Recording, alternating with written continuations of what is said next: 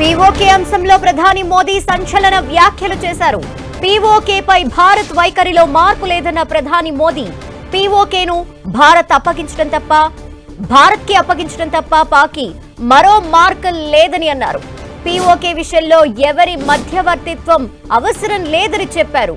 కశ్మీర్ అంశంలో ఇంతకు మించి మాట్లాడేదేమీ లేదని ప్రధాని మోదీ క్లారిటీ ఇచ్చారు.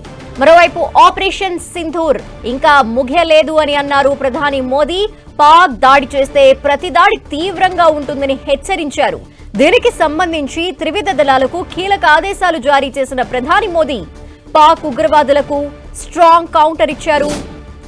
ఉగ్రవాదాన్ని భారత్ ఉపేక్షించబోదని అన్నారు. ఉగ్రదాడిని యుద్ధ చర్యగా భావిస్తామని ఇప్పటికే చెప్పిన మోదీ ఈసారి దాడి చేస్తే ఊరుకోబోమని స్పష్టం చేశారు.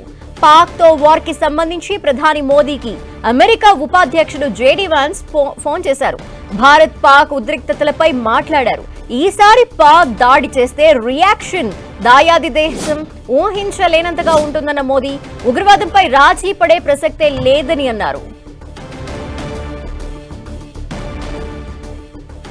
మరిన్ని డీటెయిల్స్ మా ప్రతినిధి గోపీని అడిగి తెలుసుకుందాం. గోపి, ధనలక్ష్మి, జమ్మూ కాశ్మీర్ అంశంలో ప్రధాని తన వైఖరిని చాలా క్లియర్ గా చెప్పడం జరిగింది. జమ్మూ కాశ్మీర్లో పీఓకే ఎప్పటికైనా భారత్ ఉదే అంటూ కూడా ఆయన మరోసారి స్పష్టం చేయడం జరిగింది. అయితే దీనికి సంబంధించి కూడా ఏదైతే పాక్ భారత్ మధ్యలో జరుగుతున్న ఉధృత వాతావరణాన్ని శాంతి చర్చల ద్వారా తేల్చుకోవాల్సిందిగా కూడా అమెరికా చెప్పడం జరిగింది.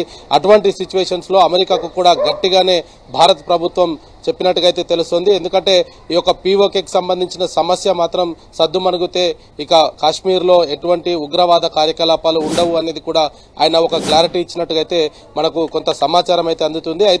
ప్రస్తుతం దీని దిశగానే రేపు ఏదైతే డీజీఎంఓకి సంబంధించిన ఇరు దేశాల డీజీఎంఓల భేటీలో కూడా ఇదే అంశం పైన ప్రధానంగా చర్చ వస్తుంది అనేది మాత్రం ఒక స్పష్టమైన ఆదేశాలు అందుతున్నాయి. అయితే ఉగ్రవాదం పైన అల్పెరుగని పోరాటం చేస్తామంటూ భారత్ ఇప్పటికే చెప్పడం జరిగింది. అయితే పాకిస్తాన్ నుంచి కొంత కవ్వింపు చర్యలు వచ్చినప్పటికీ భారత్ దాన్ని ధీటుగా సమర్థవంతంగా ఎదుర్కొంటూనే పీఓకేని ఖచ్చితంగా వదులుకోము అనేది మాత్రం చాలా స్పష్టంగా చేశారు. ఇప్పటికే భారత్కు పీఓకే అప్పజెప్పాల్సిందే తప్ప రెండో మార్గం లేదనేది మాత్రం ఇటు భారత్ ప్రభుత్వం అయితే చెప్తున్న పరిస్థితి ఉంది. మోడీ ఈ విషయంపైనే జేడీ వ్యాన్స్ తనతో ఫోన్లో సంప్రదించినప్పుడు కూడా ఈ అంశాన్ని ఆయన వద్ద ప్రస్తావించినట్టుగా అయితే మనకు ప్రభుత్వం నుంచి కొంత సమాచారం అయితే అందుతుంది. అయితే మరి రేపు డీజీఎంఓలో ఇదే అంశం ఉంటుందా, లేదంటే ఉగ్రవాదులను భారత్కు అప్పజెప్తే మిగతా కాల్పుల విరమణ జరుగుతుందా అనేది కూడా వేచి చూడాలి.